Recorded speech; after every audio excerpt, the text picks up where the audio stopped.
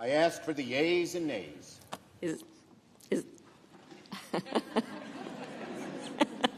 Is there a sufficient second? There is, and certainly appears to be, a sufficient second. The clerk will call the roll. Ms. Baldwin. Aye. Ms. Baldwin, aye. Mr. Barrasso. No. Mr. Barrasso, no. Mr. Bennett. Aye. Mr. Bennett, aye. Mrs. Blackburn. Mrs. Blackburn, no. Mr. Blumenthal. Aye. Mr. Blumenthal, aye. Mr. Blunt. No. Mr. Blunt, no. Mr. Booker. Yes. Mr. Booker, aye. Mr. Bozeman. No. Mr. Bozeman, no. Mr. Braun. Mr. Braun, no. Mr. Brown. Aye. Mr. Brown, aye. Mr. Burr. Mr. Burr, no. Ms. Cantwell. Aye. Ms. Cantwell, aye. Mrs. Capito. Mrs. Capito, no. Mr. Cardin. Aye. Mr. Cardin, aye. Mr. Carper. Aye. Mr. Carper, aye. Mr. Casey. Aye. Mr. Casey, aye. Mr. Cassidy. Mr. Cassidy, no. Ms. Collins. Aye. Ms. Collins, aye. Mr. Coons. Aye. Mr. Coons, aye. Mr. Cornyn. No. Mr. Cornyn, no. Ms. Cortez Masto. Aye. Ms. Cortez Masto, aye. Mr. Cotton. No. Mr. Cotton, no. Mr. Kramer. No. Mr. Kramer, no. Mr. Crapo. No. Mr. Crapo, no. Mr. Cruz. Mr. Cruz, no. Mr. Daines. No. Mr. Daines, no. Ms. Duckworth. Aye. Ms. Duckworth, aye. Mr. Durbin. Aye. Mr. Durbin, aye. Ms. Ernst. Ms. Ernst, no. Mrs. Feinstein. Mrs. Feinstein, aye. Mrs. Fisher. No. Mrs. Fisher, no. Mrs. Gillibrand. Aye. Mrs. Gillibrand, aye. Mr. Graham. Mr. Grassley. Mr. Grassley, no. Mr. Haggerty. No. Mr. Haggerty, no. Ms. Hassan. Aye. Ms. Hassan, aye. Mr. Hawley. No. Mr. Hawley, no. Mr. Heinrich. Aye. Mr. Heinrich, aye. Mr. Hickenlooper. Aye. Mr. Hickenlooper, aye. Ms. Hirono. Ms. Hirono, aye. Mr. Hoven. No. Mr. Hoven, no. Mrs. Hyde-Smith. No. Mrs. Hyde-Smith, no. Mr. Inhofe. Mr. Inhofe, no. Mr. Johnson. No. Mr. Johnson, no. Mr. Kane. Aye. Mr. Kane, aye. Mr. Kelly. Aye. Mr. Kelly, aye. Mr. Kennedy. No. Mr. Kennedy, no. Mr. King. Aye. Mr. King, aye. Ms. Klobuchar. Aye. Ms. Klobuchar, aye. Mr. Langford. Mr. Langford, no. Mr. Leahy. Aye. Mr. Leahy, aye. Mr. Lee. Mr. Lee, no. Mr. Lujan. Aye. Mr. Lujan, aye. Ms. Lummis. Ms. Lummis, no. Mr. Manchin. Aye. Mr. Manchin, aye. Mr. Markey. Aye. Mr. Markey, aye. Mr. Marshall.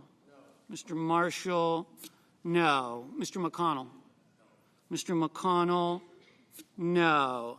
Mr. Menendez. Aye. Mr. Menendez, aye. Mr. Merkley. Aye. Mr. Merkley, aye. Mr. Moran. Mr. Moran voted in the negative. Ms. Murkowski. Aye. Ms. Murkowski, aye. Mr. Murphy. Aye. Mr. Murphy, aye. Mrs. Murray.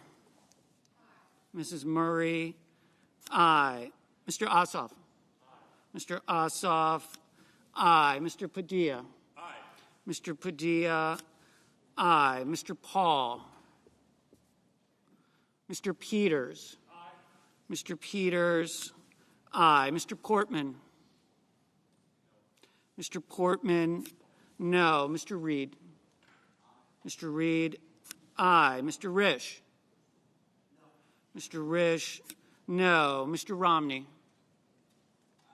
Mr. Romney, aye. Ms. Rosen? Ms. Rosen, aye. Mr. Rounds? Mr. Rounds, no. Mr. Rubio? Mr. Rubio, no. Mr. Sanders? Mr. Sanders, aye. Mr. Sass? Mr. Sass, no. Mr. Schatz? Mr. Schatz, aye. Mr. Schumer? Mr. Schumer, aye. Mr. Scott of Florida? Mr. Scott of Florida, no. Mr. Scott of South Carolina? Mr. Scott of South Carolina, no. Mrs. Shaheen? Mrs. Shaheen, aye. Mr. Shelby? Mr. Shelby, no. Ms. Sinema? Ms. Sinema, aye. Ms. Smith? Ms. Smith, aye. Ms. Stabenow? Ms. Stabenow, aye. Mr. Sullivan? Mr. Sullivan, no. Mr. Tester? Mr. Tester, aye. Mr. Thune? Mr. Thune, no. Mr. Tillis? Mr. Tillis, no. Mr. Toomey? Mr. Toomey, no. Mr. Tuberville? Mr. Tuberville, no. Mr. Van Hollen? Mr. Van Hollen, aye. Mr. Warner? Mr. Warner, aye. Mr. Warnock? Mr. Warnock, aye. Ms. Warren? Ms. Warren, aye. Mr. Whitehouse? Mr. Whitehouse, aye. Mr. Wicker? Mr. Wicker, no. Mr. Wyden? Mr. Wyden, aye. Mr. Young? Mr. Young, no. Mr. Graham? Mr. Graham, no.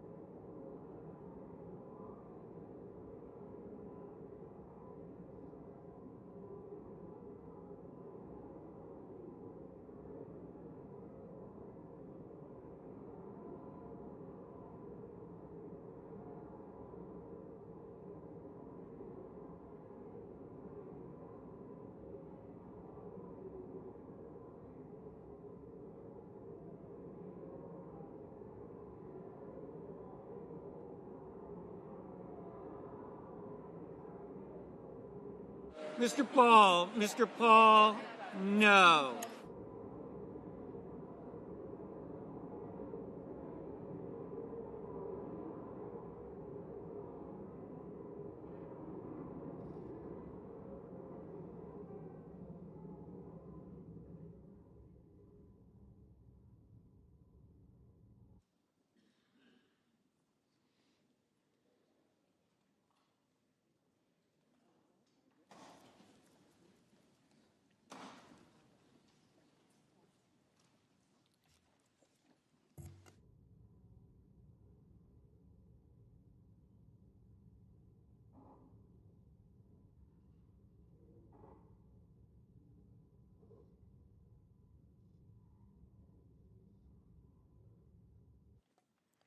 On this vote, the yeas are 53, the nays are 47, and this nomination is confirmed.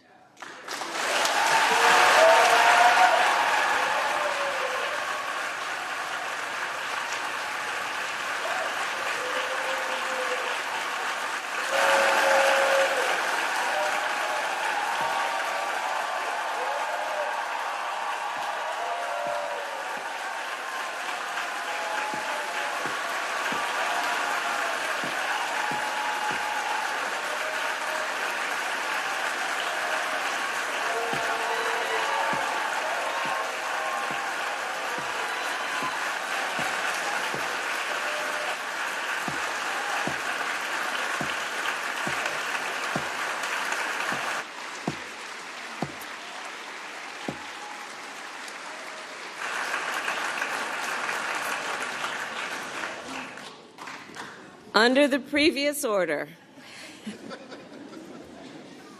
the motion to reconsider is considered made and laid upon the table, and the President will immediately be notified of the Senate's action. Madam President, very happily, I note the absence of a quorum.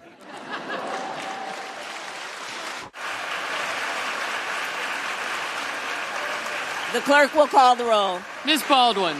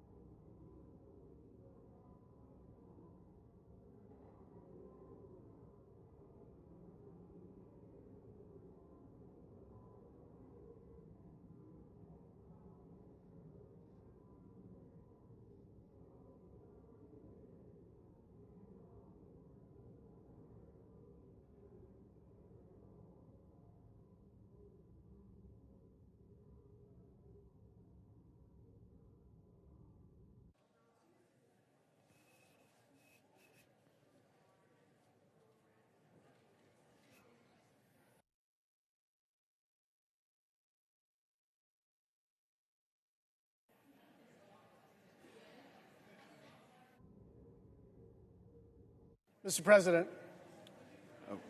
We're in a quorum call. The senator from Hawaii is recognized. I ask unanimous consent to initiate the quorum call. Without objection. Thank you, Mr. President. I'm here today to speak in support of the nomination and confirmation of Christopher Lohman to be the Assistant Secretary of Defense for Sustainment. We are in a fight for the free world, and that requires maintaining a robust military presence with our allies, including and especially NATO countries. Any U.S. mission also needs a strong logistics chain. That means being able to move troops, medical supplies, fuel, tents, anything else throughout the world at any given time. And this is no longer an abstraction. We have seen what happens when it isn't in place. We're seeing it in real time with Russia's equipment and training problems in Ukraine, and that's why we have an Assistant Secretary of Defense for Sustainment to lead on logistics as we are watching the Ukrainians bravely push back this unprovoked Russian war. Part of the reason that they're having some success is that the Russian logistics chain is absolutely broken. We in the United States and our armed forces take logistics extraordinarily seriously. But we don't have the person in charge of that confirmed to lead the department on logistics. This position is left unfilled because Josh Hawley is blocking Mr. Lohman's nomination. Now, Senator Hawley apparently disagrees with the Biden administration's policy on Afghanistan, and so he's punishing our service members and our NATO allies while a war in Europe is raging. It's worth repeating. Senator Hawley is mad about what happened 6 months ago in a different part of the world, and in response, he's harming the Department of Defense and our national security. It is completely ridiculous. I will not yield. Mr. Lohman is well qualified for this job, and no one is disputing that. He's a Marine Corps veteran who spent nearly 4 decades working for the Army. He has the exact expertise necessary to support our logistics chain and help to make sure that our military remains the best fighting force on the planet. And it is time for Senator Hawley to release this hold and move the nomination forward. This is preposterous. You can do a hold. Members do a hold. The presiding officer has done a hold. I've done a hold. I've voted no on nominees. I've retaliated against Democratic and Republican administrations when I disagree with policy. But a blanket hold on the Department of Defense and holding the person in charge of our logistics chain is absolutely inexcusable. And so, Mr. President, I ask unanimous consent that the Senate consider the following nomination, calendar number 777, Christopher Joseph Lohman of Virginia to be an Assistant Secretary of Defense, and that the Senate vote on the nomination without intervening action or debate, that the motion to reconsider be considered made and laid upon the table, and that statements related to the nomination be printed in the record. Is there objection? Mr. President. The senator from Missouri is recognized. Reserving the right to object, now that I have the floor, the senator from Hawaii answered a question. Do you agree with this administration's policy to deny MiGs to the Ukrainians?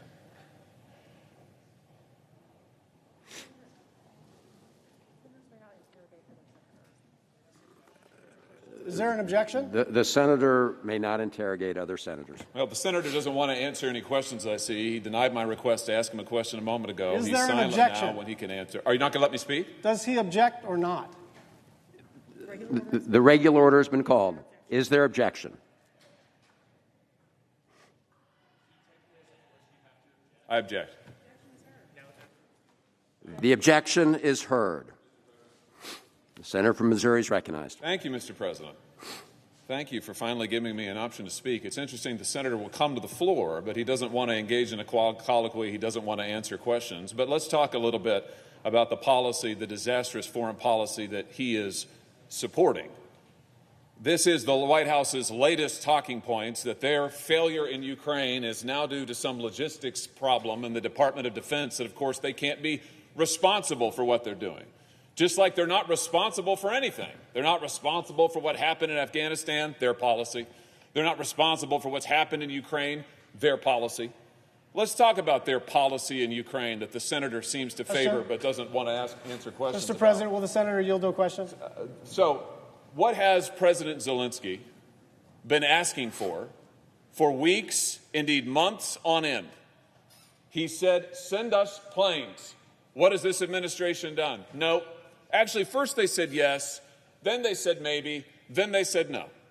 Today, the Secretary of Defense testified before the Armed Services Committee under oath that even though this Congress has appropriated $3 billion in military lethal aid to the people of Ukraine, the Defense Department has so far given them less than a third of it. Why? Because of logistics? No, he was asked that. No, because of policy. His comment was, we are giving them what we think they need. Mr. President, I would just point out that that's not what the Ukrainians think. If you listen to President Zelensky, if you listen to the Ukrainian parliamentarians who have been here, if you talk to them, what they'll say is they need more military aid. They need more help. This administration won't give it to them. Not because of logistics, but because of policy. We don't have a logistics problem. We have a Joe Biden problem. And we've had that problem in Ukraine from day one. This administration's policy was to deter a Russian invasion of Ukraine. It failed. Why did it fail? It's not hard to see. President Biden came to office. What did he do? When Ukraine asked for military assistance, will the senator he yield? denied it. But can we have order, Mr. President? I'm just asking, will the senator yield? Can we have You can say order, no. Mr. President? Senator from Missouri has the floor. When Joe Biden came to office, the people of Ukraine asked for military assistance a year ago. A year ago. Did he give it to them? No. He denied them military assistance. He denied them lethal aid. What did he do, though, for Vladimir Putin? When he came to office, he green-lighted Vladimir Putin's pipeline. He turned their pipelines on. He turned our pipelines off. What did he do with American energy production? He throttled it down. He turned it off. His first actions in office were to, among other things, cancel the Keystone Pipeline, halt the leasing program in Anwar, issue a halt to new oil and gas leases and drilling permits on federal lands, impose tougher regulations on oil and gas and methane emissions, and a host of new regulations on other energy production. And that had the desired effect. Russian energy production up. Russian revenues up. What's happened since then? Since the invasion of Ukraine? Well, it's been one gaffe after another.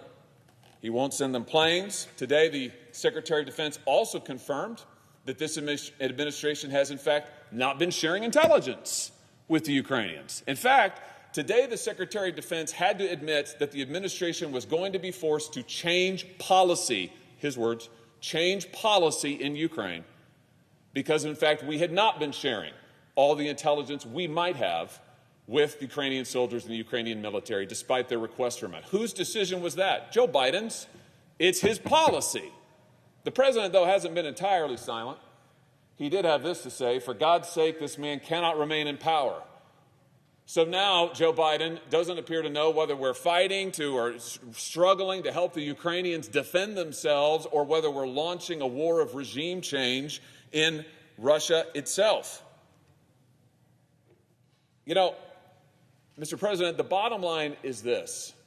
On one issue after another, when it comes to Ukraine, this president has been wrong. On every aspect of policy that has mattered, he has been wrong. Is it any wonder the Ukrainians are saying, change policy, share your intelligence, send us the aid that we have requested? I say again, we don't have a logistics problem. The White House shouldn't point fingers and shift the blame. We have a Joe Biden problem. That's the nub of the issue here. Well, then there was Joe Biden's comment that it's sounding like we're going to send ground troops. You're going to see when you go there, he said to U.S. service members, when you go there, and some of you have been there, you're going to see women, young people standing in front of a damn tank just saying, I'm not leaving, I'm holding my ground. The president, it's one gaffe after another. It's one switch in policy after another. It's a disaster from beginning to end. And let's not forget, where these foreign policy disasters really kicked off in a big way, yeah, it was in Afghanistan. And am I concerned about Afghanistan? You're darn right I am. 13 service members were killed at Abbey Gate, including one from my home state.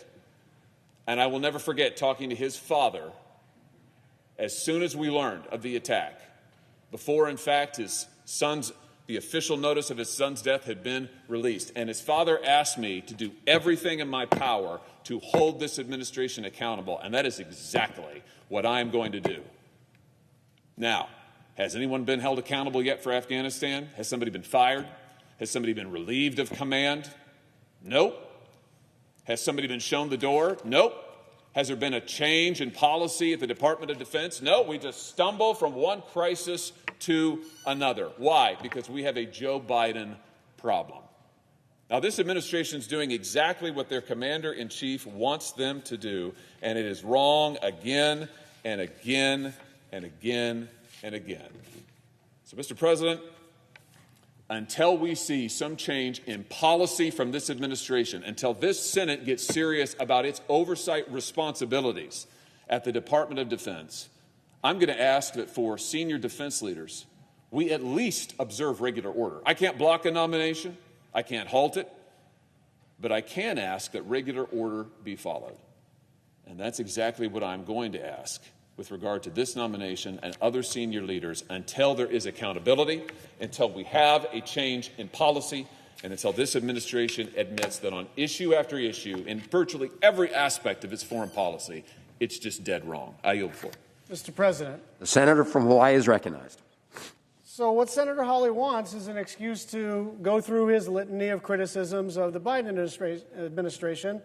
And the truth is that every senator has that right without blocking the logistics guy for the Department of Defense. He could have brought his floor charts out here and given a withering speech about all of the things that he thought went wrong. But he's doing a very specific thing. He is damaging the Department of Defense. We have senior DOD leaders. We have the Armed Services Committee coming to us and saying, I don't know what to tell him.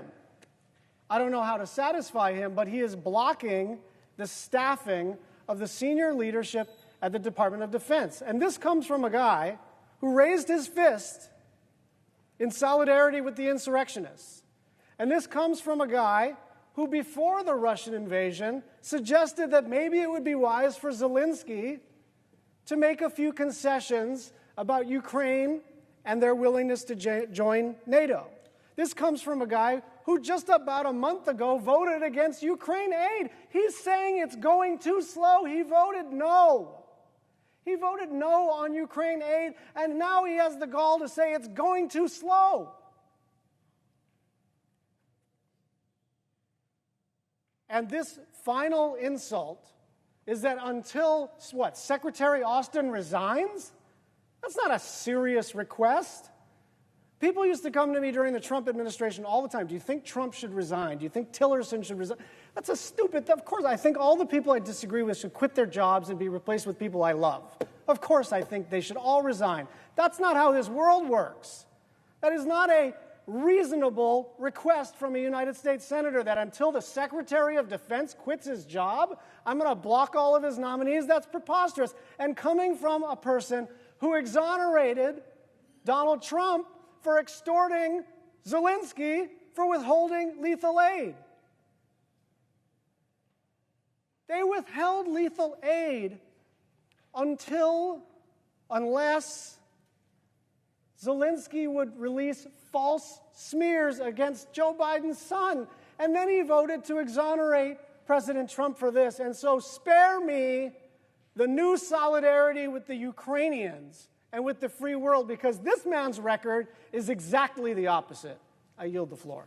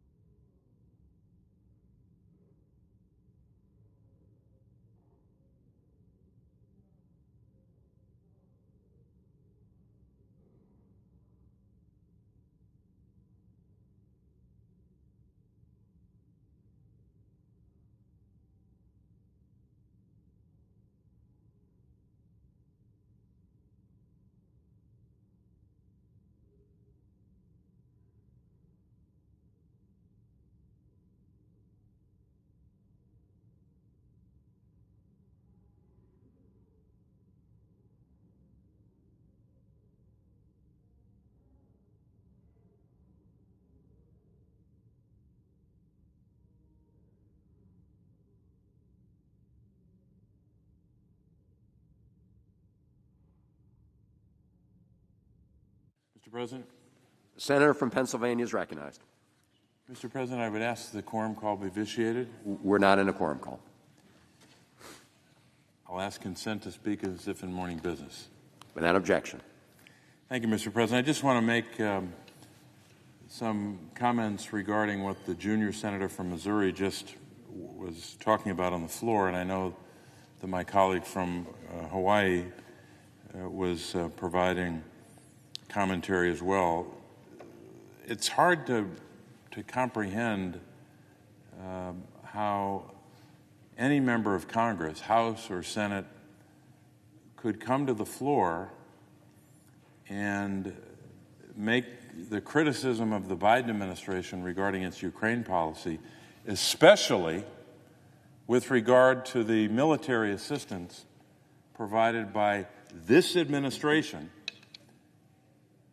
And that same senator, along with a long list of Republican senators, voted against all the money for Ukraine just a couple of weeks ago, $13.6 billion.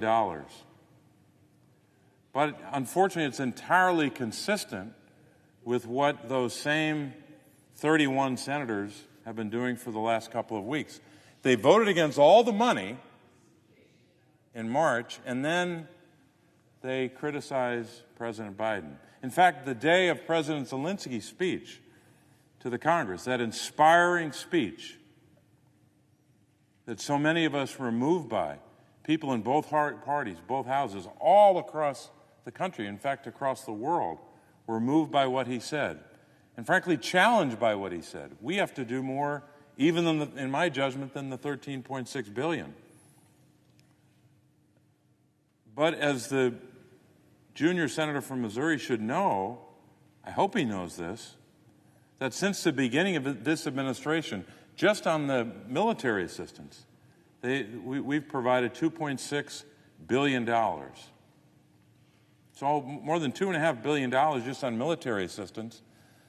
But the bulk of that is in that spending bill that we passed a couple of weeks ago that had the $13.6 billion. Here's what the Washington Post says, and I'll read the headline and the date and then ask consent to enter it into the record.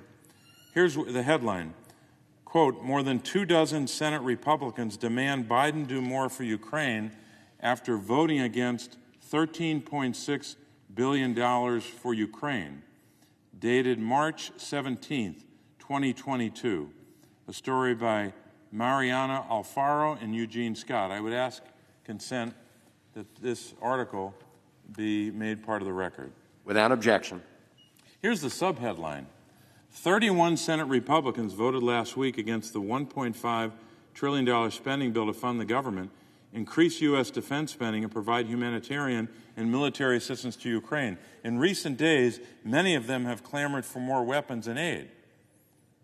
It goes on from there, and I'm not going to read all of it, obviously, but it chronicles the hypocrisy that we just heard here today and that we've heard for days now and weeks now, criticizing the president when they voted against all the money. So all the money from the $13.6 billion that will go to pay for the Javelin missiles that are taking out Russian tanks every day and have for weeks. Every penny of that out of the 13.6, you could probably cut it in half in terms of what the military assistance will be. So let's say, for sake of argument, probably half of that, $6 or $7 billion. But whatever the exact number is, that money is going to help pay for a lot more Javelin missiles that have been so effective. The Stinger systems that they've used, the anti-aircraft systems, they're all going to be paid for. The ammunition and the body armor and all of the other assistance that we're providing is going to be made possible because most of the Senate, 50 Democrats and just 19 Republicans, but we're grateful for their support, voted for the money. So if you have a criticism about the administration's policy, you're certainly entitled to criticize the administration. But I think you lose your right to criticize the administration on military assistance and what we're doing or not doing on military assistance when you just voted against all the money? All the money. And yet they do it over and over again as if no one's watching. Well, I think the American people get it. And I think they know the difference between someone who can justifiably criticize any administration on foreign policy or defense policy or anything else. But I think you should admit on the record that you didn't vote for the money. Don't throw sand in the eyes of the people. Admit on the record that you didn't vote for the money, and then lodge your criticism. But, of course, he didn't do that, and so many who voted the wrong way. Now, the Washington Post also notes in this article that obviously it was a spending bill that will allow us to fund the government. We could talk about that, whether or not you support funding the government. But here's a point that was made in the article that I think a lot of people may have missed, is that this funding bill also paid for a pay increase for our troops. U.S. service members got a pay increase in this bill. And yet, you would never know that by listening to some of the folks who voted the wrong way on the bill. You would think that wasn't part of this legislation. So I think a lot of Americans probably expect that when you're making an argument against an administration, you have the right to do that. But I think it would be a lot more truthful if you were clear about where you voted on the biggest Ukraine spending measure in recent history. Maybe likely not just the biggest ever for Ukraine, the biggest ever for a lot of countries that we help. So I hope that people across this chamber and across the country will make note of that contradiction. Because when you voted against those dollars for Ukraine, you were voting against not only the people of Ukraine and their ability to fight this war, and obviously the soldiers in the field, but you're voting against that humanitarian support as well that will provide food and medical care and so much else. Now, I am in no way satisfied that we've done enough. We've got to do a lot more. We got to provide, in my judgment, a river, an ever-rushing stream of weapons, as many weapons as it takes to defeat Vladimir Putin. So we're going to have more debates, and senators will have more opportunities to vote the right way when it comes to supporting the people of Ukraine. But I think it would be better for the debate if folks would mention how they voted, that they voted against the Ukraine money, that they voted against a pay raise for the troops, and they voted against a lot of other provisions. But to come onto the Senate floor and to criticize the president on military assistance, that's the height of hypocrisy. Mr. President, I would yield the floor. The senator from Iowa is recognized. Senator Majority Leader is going to come to the floor, and I'll yield the floor for him when he comes here, but I'd like to yield the floor without losing the right to the floor. I would like to thank my staff who worked on this nomination. First, I would like to recognize the contributions of Colin Davis, my chief counsel and staff director. Colin was assisted by Brendan Chestnut, my chief counsels for nominations. The staff in the nomination unit also worked incredibly hard on this nomination.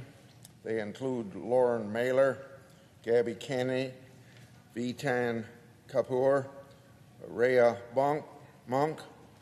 The permanent nomination team received some reinforcements for this Supreme Court nomination.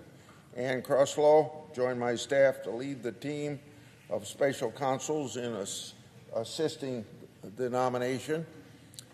That team included Anita Boone, Kyle Cole, Isaac Fong, Jana Lawrence, Daniel Morales, and Luke Zero. This team scoured Judge Jackson's record. They spent countless hours receiving her opinions, her speeches, and pulling filings and transcripts for her cases. Their exhaustive review helped the Republicans on the committee prepare for a confirmation process. I also want to thank the Communications Director, Taylor Foy, as well as Deputy Communications Director George Hartman, Aaron Britt, Annie Richardson, Jennifer Hines, and Megan Behrens also contributed to the communications effort. Other staff also helped review and prepare for the nomination, including Dave Lewin, Lauren Stimpert, Rachel Wright, Aaron Cregan, Tiana Torrejon, and Chesney Mallory, as well as law clerks Carly Veeden and Luke Bunting and Noel Daniels. Finally, I want to thank the rest of my Judiciary Committee staff for their continued work during this process, and also thank my Deputy Staff Director, Rita Lara, for her advice and leadership.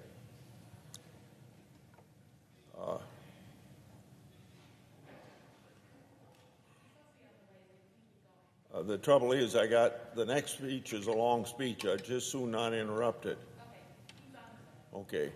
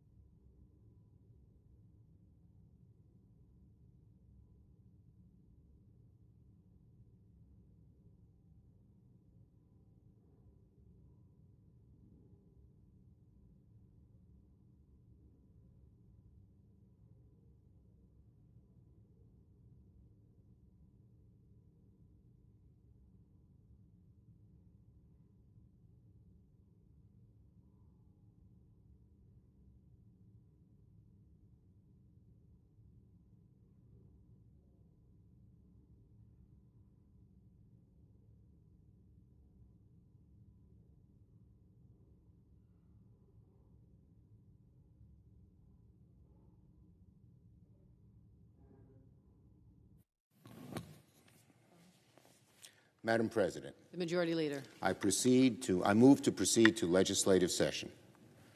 The question is on the motion. All in favor say aye. Aye. All opposed, no.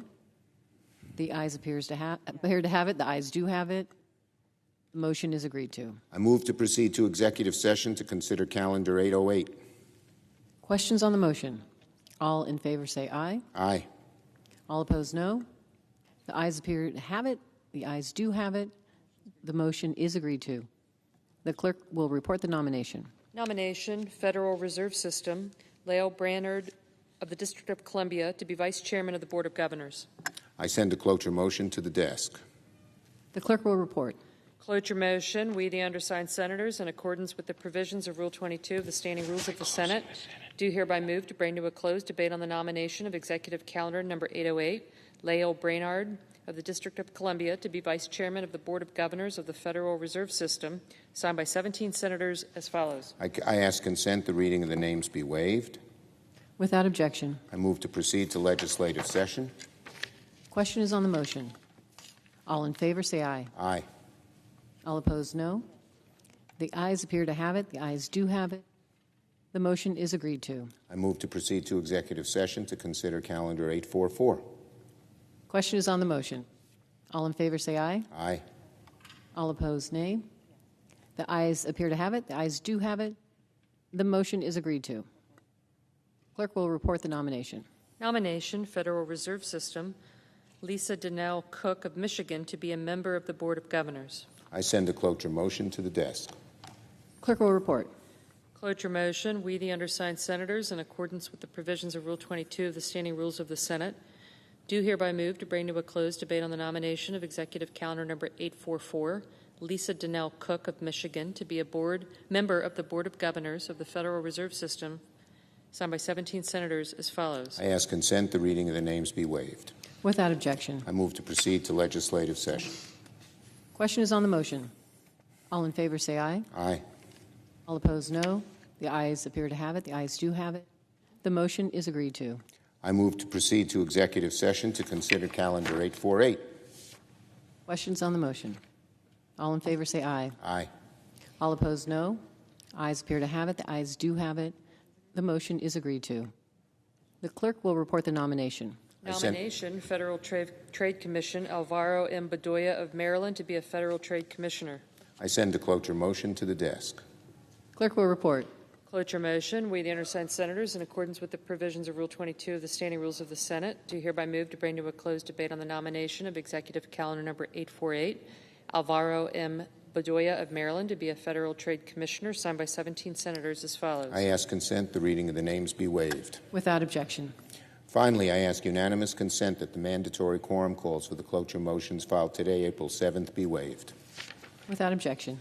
I yield the floor and note the absence of a sorry. I yield the floor to my colleague and friend from the great state of Iowa. Senator from Iowa. Lots of pundits are trying to get into President Putin's head and looking for some so-called off-ramp. Now, I'm not a pundit, and I do not pretend to be able to read Putin's mind.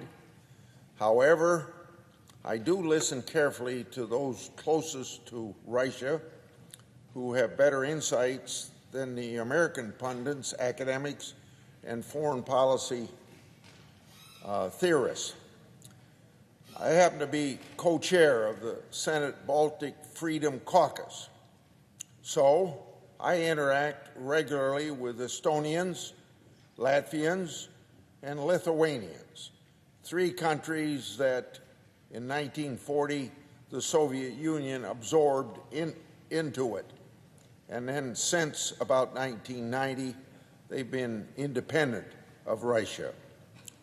So you can see these countries are historically Western in every sense except geography, but they have had a long and often painful exposure to Russian, Soviet, KGB way of thinking. Our Baltic friends can help others in the West who cannot seem to fathom what is going through Putin's mind. The fact that we cannot understand Putin's mindset is because he doesn't think like modern Western leaders. Now, this is an important insight from my Baltic contacts. Putin is stuck in the 17th and 18th centuries. Now, you know, I like history, so this is something that I can understand. Putin thinks like a czar, expanding his empire. He regrets the collapse of the Soviet Union, not because of communist ideology, but because it reconstituted the Russian Empire. In foreign policy, it's easy to assume other countries are just like us. Experts don't know what to make of an 18th century imperialist. Some observers have speculated that Putin has gone crazy because he does not seem to be acting rationally. But from the standpoint of someone who thinks Ukraine is not a real country,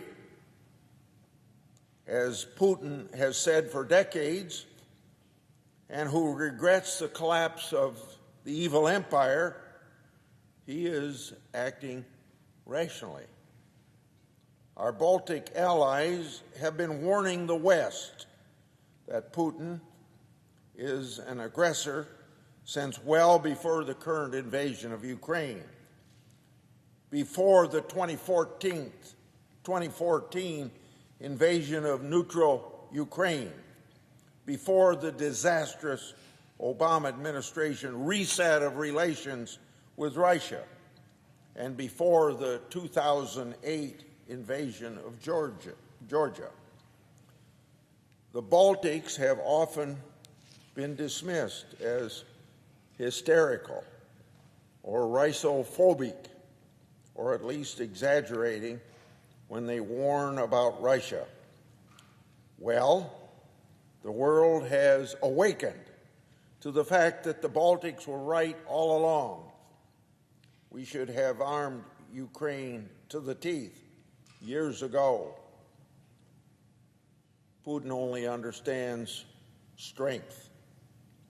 What lesson should have been learned from Putin's pattern of aggression over the years? Putin only understands strength, and weaknesses is provocative. During the Hungarian uprising of 1956, when the Hungarian people were protesting to break free of Soviet control, the Eisenhower administration in this country paid lip service to their aspirations for freedom, but was secretly obsessed with not provoking the Soviets. Eisenhower's Secretary of State Dulles made a speech in Dallas, Texas, where he said this, quote, "The United States has no ulterior purpose in desiring the independence of the satellite countries," end quote, but further quote, "We do not look upon these nations as potential military allies." So you can see expansion of NATO today proves how wrong Dulles was at that time. However, after the Dulles speech, he then cabled the U.S. Embassy in Moscow, instructing that this be brought to the attention of the highest Soviet authorities. Any wonder why Hungary wasn't freed at that time? The Estonian historians and this historian of Estonia and also its former Prime Minister, Mart Lair, maintains that this message from Dulles was interpreted by Moscow as a carte blanche to intervene and the Americans would not stand in the way. That's why he titled the relevant chapter in his book on the rise and fall of communism in the region, quote unquote, the lost opportunity of 1956. So what do our Baltic friends advise right now in face of Putin's threats to escalate if we supply Ukraine with fighter jets or other advanced weapons? Believe it or not, their advice is to relax. In other words, do not overreact to Putin's threats. We have a nuclear deterrent, and Putin knows that. The more we show we are scared by his threats, the harder he will push. And we absolutely need to stop declaring what we will not do in regard to Russia's invasion of Ukraine. That just seems to embolden Putin to push harder. The failure to push back to previous Russian aggressions, and that's just not a Biden problem, that's problems of both Republicans and presidents, Republican and Democrat presidents before.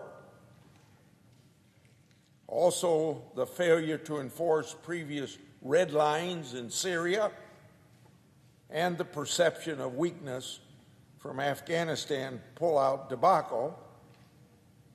Those three things are at least part of the reason what's going on in Ukraine is going on. I hope President Biden has picked up on this as well. Now is the time to redouble our efforts to reinforce Ukraine. Putin appears to have accepted he cannot conquer all of Ukraine, but he's very definitely repositioning his forces to take as big of a chunk of the country as he can. Ukraine must win this war. On to victory. Anything short of a Ukraine victory is an invitation for further Russian aggression elsewhere. And who knows, maybe even encouraging China. We've got to stop the finger pointing. We've got to stop the excuses. And we've got to get Ukraine air defenses, drones, and anything else to shift the balance. To date, the United States and our allies have supplied the heroic Ukrainian military with the kinds of weapons that have allowed them to hang on while their cities are shelled and civilians are massacred. The battle for Kyiv may have been won, but the battle for the East is only going to intensify. Unless we tip the balance, this could go on for a long, long time. We've seen how brutal the Russian occupation has been in just 1 month. Imagine months and months of this in eastern Ukraine.